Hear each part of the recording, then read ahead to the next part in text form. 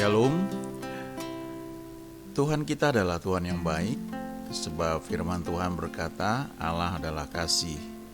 Surat Yohanes mengatakan hal tersebut. Demikian juga kita bisa membaca di kitab Pengkhotbah 3 ayat 11a. Dikatakan di situ bahwa Ia membuat segala sesuatu menjadi indah pada saatnya masing-masing. He makes all things beautiful in its time.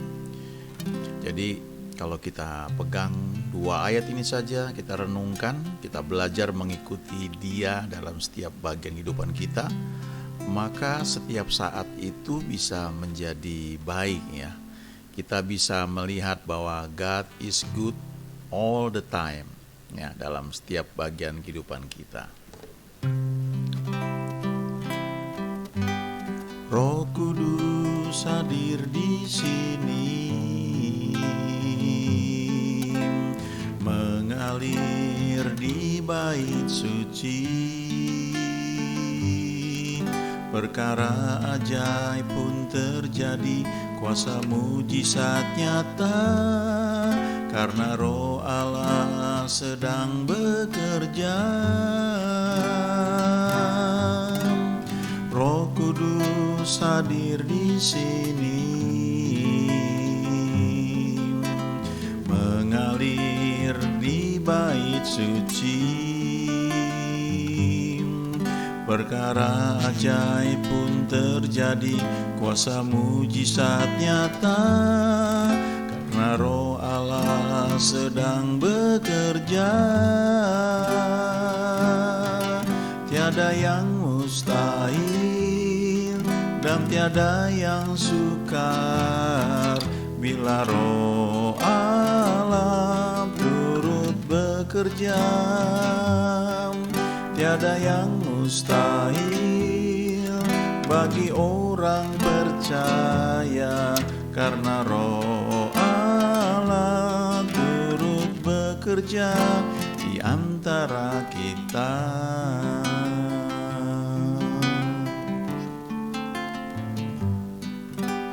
Roh Kudus hadir di sini, mengalir di bait suci. Perkara ajaib pun terjadi, kuasa mujizat nyata, karena Roh Allah sedang bekerja.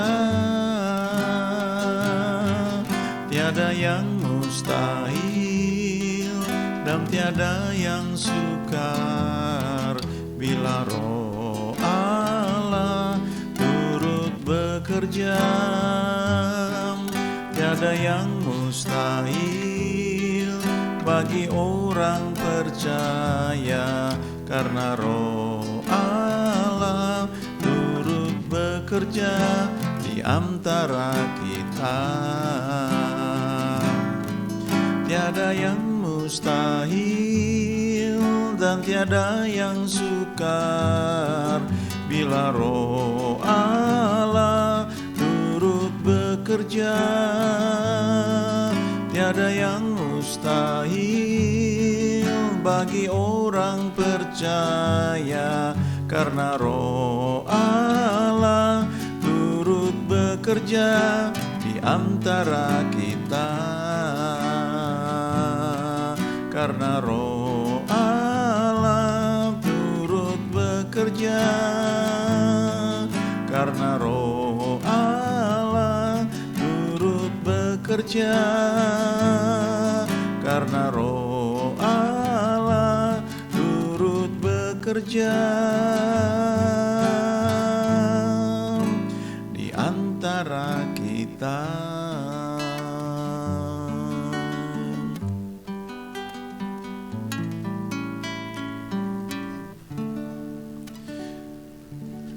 Gak ada yang mustahil bagi orang percaya. Tapi untuk itu bisa terwujud, perlu pekerjaan Roh Kudus ya dalam hidup kita. Roh Kuduslah yang membuat kita bisa mengerti firman-Nya, bisa membuat firman yang kita baca, kita dengar tiba-tiba menjadi hidup, dan tiba-tiba kita sepertinya firman yang kita dengar itu spesial buat kita. Ya, dan itulah saatnya iman itu muncul. Ya, iman itu muncul, dan iman itu yang meraih mujizat. Kalau sesuatu bisa tangani secara logika, ya itu nggak perlu iman ya. Tapi iman itu sesuatu yang di luar akal manusia, dan itu bisa terjadi kalau Roh Kudus bekerja dalam hidup kita. Di sisi lain, kalau kita pelajari firman Tuhan, ya, kita akan melihat ada saat-saat di mana Tuhan Yesus, Alkitab berkata dengan jelas ya, tidak bisa membuat mujizat. Ya. Ada satu keadaan itu yang membuat iman itu nggak muncul, sehingga tidak terjadi mujizat. Saya pernah baca satu judul buku ya, The Silent Killers of Faith. Ya. Ada pembunuh-pembunuh iman yang nggak kelihatan, yang tersembunyi. Nah, kita bisa lihat beberapa hal ya. Coba lihat Markus 6 sekarang ya. Ini cerita Markus 6 ayat 3, ayat 4, ayat 5 dan seterusnya ya. Tapi saya cuma mau tunjukkan 3 ayat ini. Menarik sekali. Waktu itu orang-orang lihat Yesus kok bisa sepertinya berhikmat sekali ya, mengajarkan beberapa hal ya. Pengetahuannya dapatnya dari mana? Ya, mereka heran. Lalu di Markus 6 ayat 3 ini dikatakan begini, bukankah ia ini tukang kayu, anak Maria, saudara Yakobus, Yoses, Yudas dan Simon? Dan bukankah saudara-saudaranya yang perempuan ada bersama kita? Lalu mereka kecewa dan menolak dia. Ayat 4, maka Yesus berkata kepada mereka, seorang nabi dihormati di mana-mana kecuali di tempat asalnya sendiri, di antara kaum keluarganya dan di rumahnya. Ayat 5, ia tidak dapat mengadakan satu mujizat pun di sana, kecuali menyembuhkan beberapa orang sakit dengan meletakkan tangannya atas mereka. Nah, kita lihat di ayat 5 di sini ya. Yesus tidak dapat mengadakan satu mujizat pun di sana. Bukan tidak mau loh ya, tidak dapat. Nah, kenapa dia tidak dapat mengadakan suatu mujizat pun di sana? Itu di ayat 3 sebenarnya ya. Ketika mereka kecewa dan menolak dia. Kenapa mereka kecewa dan menolak dia? Karena mereka mengetahui bahwa Yesus ini kan tukang kayu. Tidak diceritakan di Alkitab, tapi ada kemungkinan Yusuf itu sudah meninggal ya. Jadi Yesus sebagai anak yang sulung itu yang meneruskan pekerjaan bapaknya sebagai tukang kayu. Makanya disebut di sini, bukankah ia ini tukang kayu, ya. Anak Maria, saudara Yakobus, Yoses, Yudas dan Simon. Jadi setelah Yesus lahir, Alkitab berkata kalau kita baca di kitab Matius ya, Injil Matius, ketika Yusuf sudah diberitahu oleh malaikat bahwa Maria ini hamil karena pekerjaan Roh Kudus, maka Yusuf waktu itu masih tunangan, dia mengambil Maria sebagai istrinya, tapi tidak bersetubuh dengan Maria, ya, sampai Yesus lahir. Jadi Yesus itu lahir dari seorang perawan Maria. Nah, setelah itu, ya karena mereka sudah menikah, ya wajar saja, ya mereka berhubungan, lalu lahirlah anak-anak berikutnya, ya dari Yusuf dan Maria, yaitu Yakobus, Yoses, Yudas dan Simon. Jadi setidaknya ada 4 adik tiri ya jadinya dari Yesus ya secara fisik ketika ada di dunia. Dan bukankah saudara-saudaranya yang perempuan ada bersama kita? Ya, his sisters. Ya, ini jamak. Jadi setidaknya minimal ada 2 adik perempuan lagi. Jadi setidaknya ini 7 bersaudara. Yesus lahir tapi bukan dari benih Yusuf. Dia adalah anak Allah yang menjelma menjadi manusia. Dia cuma butuh prosesnya lewat kandungan, lewat rahim Maria. Tapi setelah itu ada Yakobus, Yoses, Yudas, dan Simon, dan adik-adiknya yang perempuan. Jadi ketika orang mengenal Yesus sebagai tukang kayu, mereka cuma membatasi ya. Mereka membatasi Yesus itu cuma tukang kayu, nggak lebih dari itu. Ayat 4, seorang nabi dihormati di mana-mana, kecuali di tempat asalnya sendiri. Jadi Yesus ini ketika diketahui dia punya silsilah, mungkin mereka bilang, lah kan itu adik-adiknya suka main sama kita ya. Itu sering main di rumah saya kok ya, mungkin seperti itu. Dan ya mereka kecewa lalu menolak dia. Dengan kata lain, mereka tidak respect ya, tidak menghormati dia sebagai seorang nabi. Mereka cuma menganggap Yesus itu tidak lebih dari tukang kayu. Dan karena itu Yesus tidak dapat mengadakan satu mujizat pun di sana, kecuali dia tumpang tangan atas orang-orang sakit ya. Ada hamba Tuhan yang bilang ketika dia tumpang tangan ya, beberapa orang sakit, biasanya orang-orang sakit itu ya, kalau orang sudah sakit ya, hampir selalu bisa dikatakan ya, mau didoain pasti mau gitu. Apalagi yang sudah nggak ada harapan ya, mau ya didoain. Jadi mereka punya harapan kepada Yesus untuk bisa disembuhkan. Itu pun perlu ditumpangkan tangan ya. Tapi di tempat lain ketika orang begitu menghargai Yesus, menghormati dia sebagai seorang nabi, mereka punya ekspektasi yang kuat, maka mujizat terjadi dengan luar biasa. Banyak cerita ya, ada bahkan perempuan yang sakit pendarahan itu gak perlu ngomong sama Yesus, dia cuma berpikir pegang jubahnya saja, ujung jubahnya saja. Dan ketika dia pegang, dia sudah bilang, kalau aku pegang ujung jubahnya, aku akan sembuh. Dan itu terjadi. Ini satu pelajaran ya buat kita. Baik bagi orang yang melayani maupun ketika kita mendengar seorang hamba Tuhan.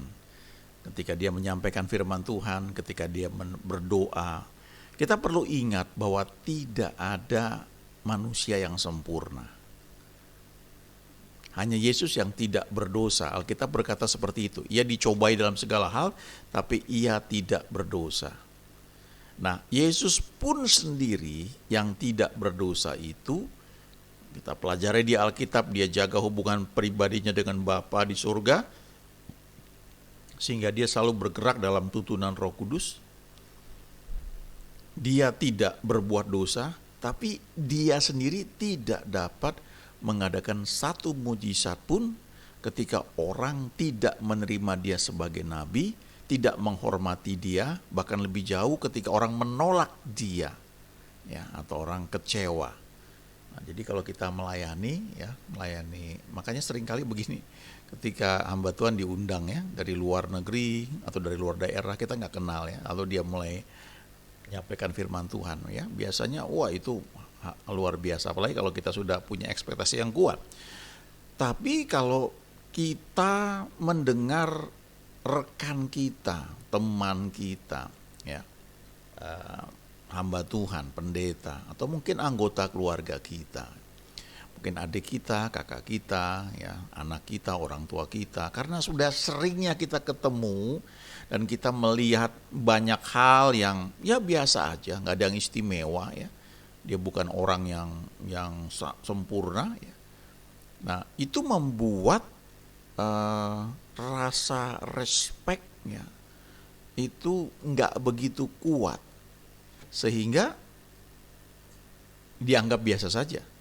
Dan itu yang terjadi pada Yesus di kampung halamannya, di tempat asalnya sendiri. Tapi di tempat lain orang nggak kenal dia. Orang nggak tahu bagaimana dia bertumbuh, dia main dengan anak-anak tetangga, ya. Nggak ada yang tahu. Mereka cuma melihat Yesus itu datang melayani, dan ketika dia menyampaikan firman, luar biasa. Dan orang diberkati, dan mereka punya ekspektasi yang kuat, dan mujizat terjadi begitu luar biasa. Nah, jadi kita belajar di sini. Itu sebabnya Paulus di suratnya kepada Timotius, dia bilang, kalau milih penatua itu harus orang yang seperti ini, seperti ini ya. Dan memang itu perlu ya. Ya, kenapa? Karena orang melihat gitu. Oh, kamu kok begini ya, kamu kok nggak sempurna ya. Itu mempengaruhi ekspektasi dari orang yang dilayani, supaya firman Tuhan dapat disampaikan, bahkan mujizat bisa terjadi. Itu sangat mempengaruhi. Nah, saya secara pribadi kenal teman-teman hamba Tuhan yang jauh lebih senior dari saya. Saya pernah apply dengan mereka, dan saya kagum ya mujizat yang mereka buat. Mereka kenal Tuhan seperti apa. Banyak cerita ketika kami makan, ya ngobrol, hal-hal yang nggak diceritakan di mimbar yang membuat saya kagum. Ya, luar biasa ya orang bisa kenal Tuhan seperti itu ya. Tapi masing-masing mereka selalu ada titik lemahnya yang saya juga akhirnya lihat ya. Ada dulu kakak rohani yang sangat luar biasa ya, saya kagumi sekali ya ketika dia khotbah, dan luar biasa.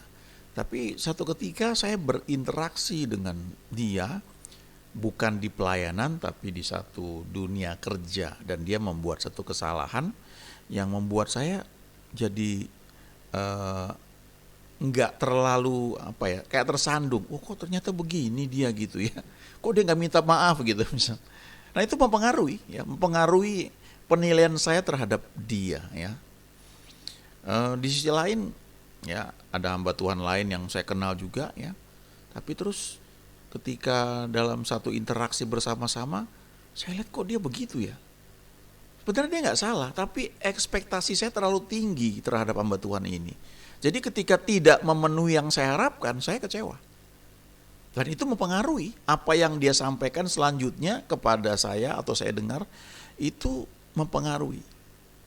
Belakangan saya belajar untuk bisa menyingkirkan hal itu dan menyadarkan diri saya bahwa dia juga manusia, dia sedang belajar. Ya, dia bukan Tuhan, dia cuma alat dari Tuhan. Nah, ini penting kita pahami hal seperti ini, karena kalau enggak ya kita akan tersandung terus ya.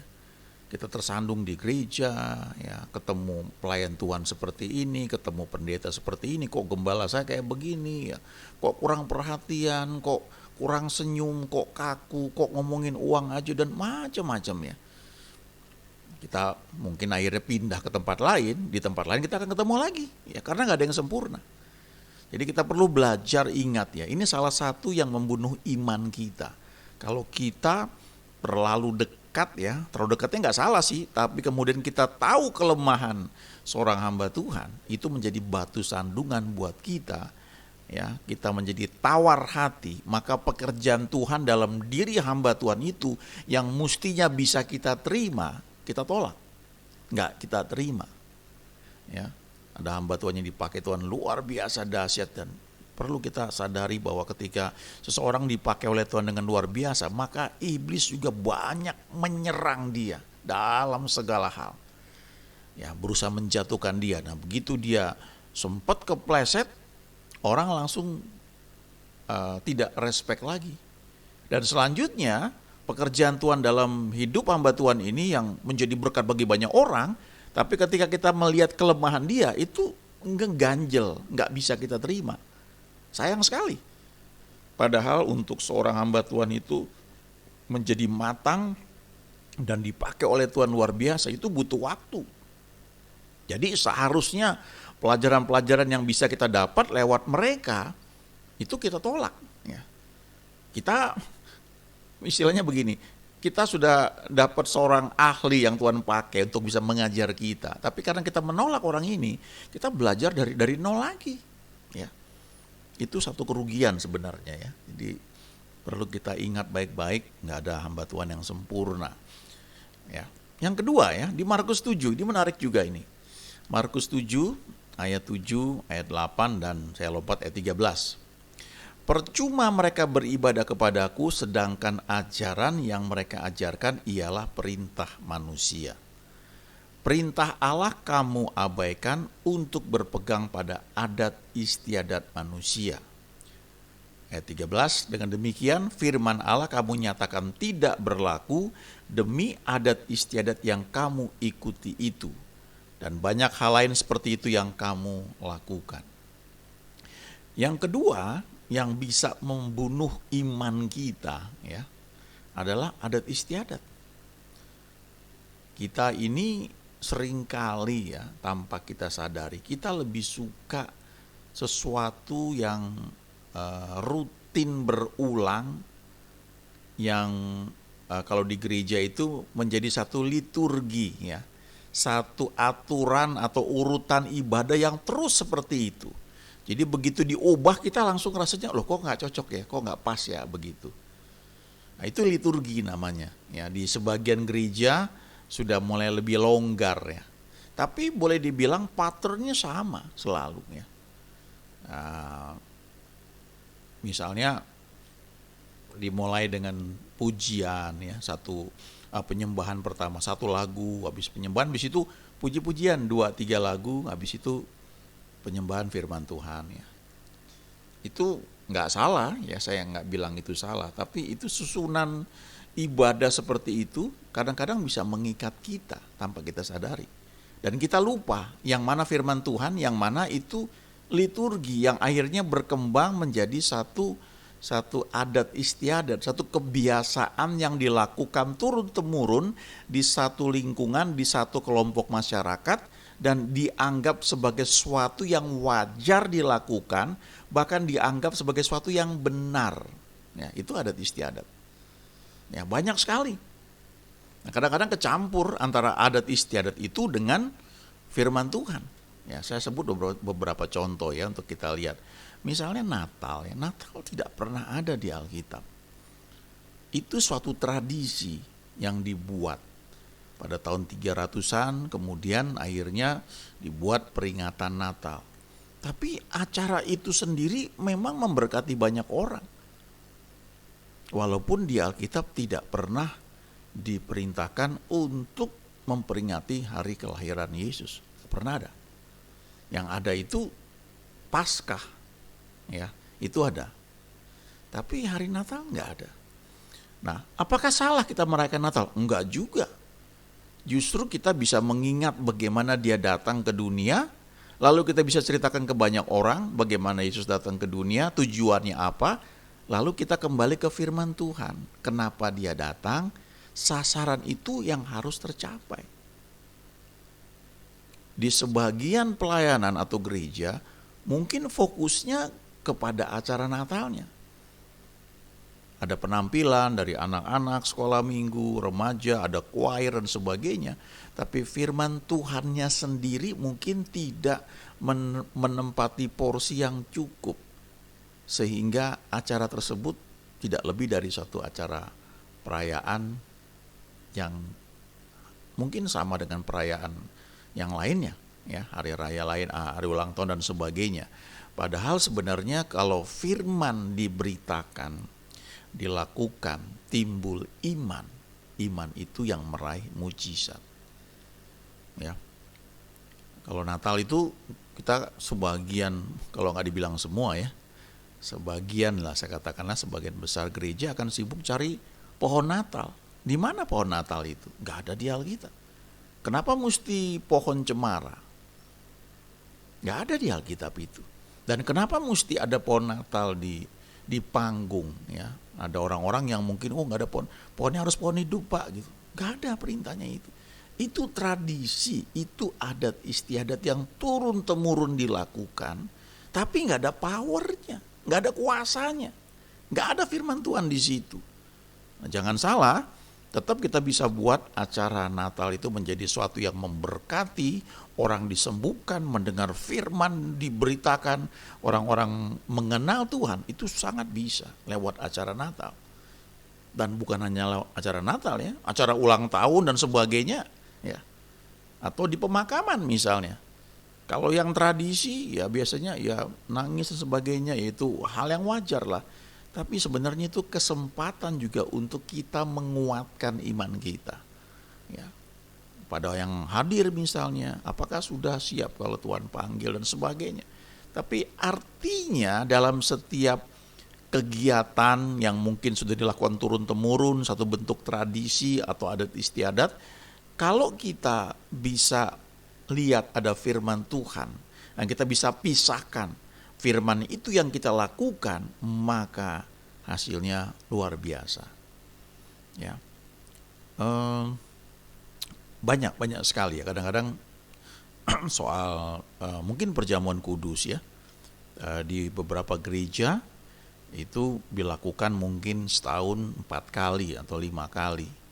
Di gereja lain setiap bulan sekali perjamuan kudus.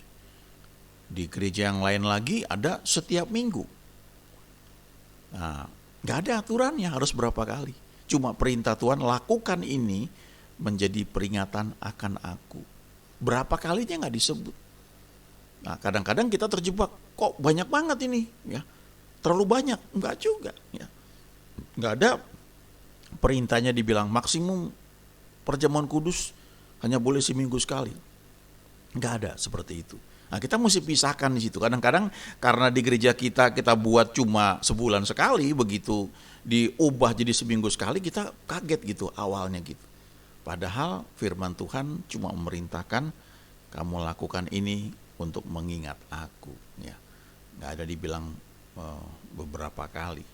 Nah, dengan kita mulai belajar membaca firman Tuhan ya, kita lihat apa yang dia perintahkan, lalu kita mulai pisahkan ya. Oh, yang ini ternyata cuma tradisi, ini cuma liturgi, ini cuma adat istiadat gitu. Yang firman Tuhan tuh yang ini. Nah, kalau kita pegang firman Tuhan itu, dampaknya akan sangat besar. Karena firman itulah yang menjanjikan kesembuhan, menjanjikan perlindungan, menjanjikan berkat ya, dan sebagainya. Satu ketika saya bersama rombongan ke Israel ya, kami mampir di Mesir.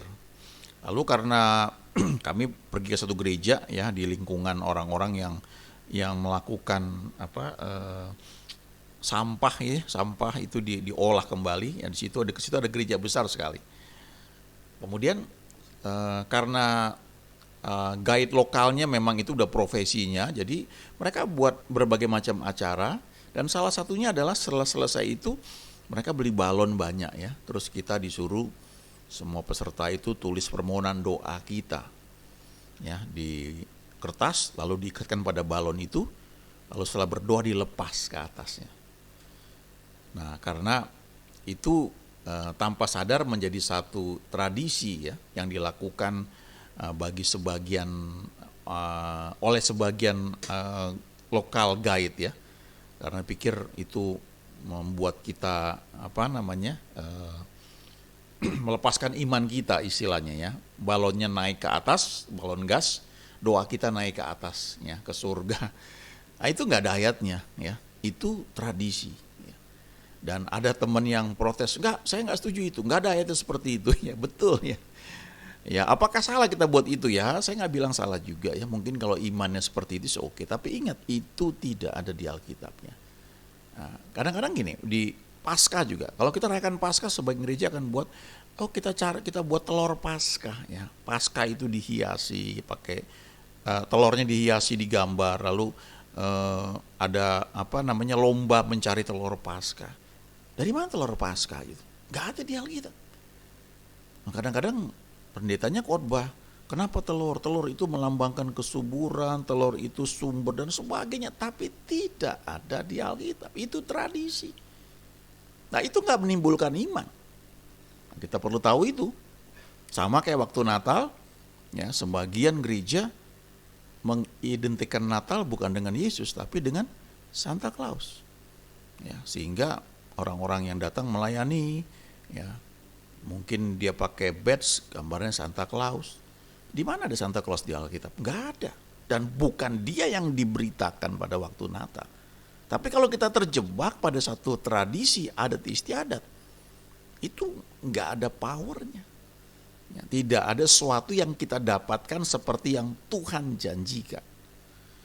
Nah, kita perlu belajar untuk memilah-milah ya. Kalau enggak, ibadah yang kita lakukan tidak lebih dari suatu rutinitas.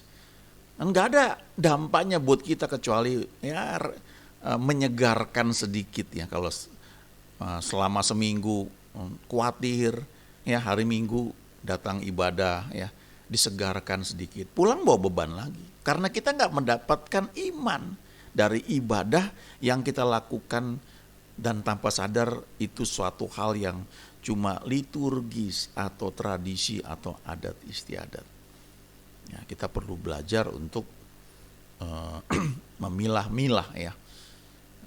Sering kalau Paskah saya menyampaikan firman, saya akan cerita Paskah itu awalnya seperti apa dari perjanjian lama, dan di perjanjian baru itu seperti apa, dan kenapa kita rayakan, dan apa yang Tuhan janjikan lewat Paskah itu.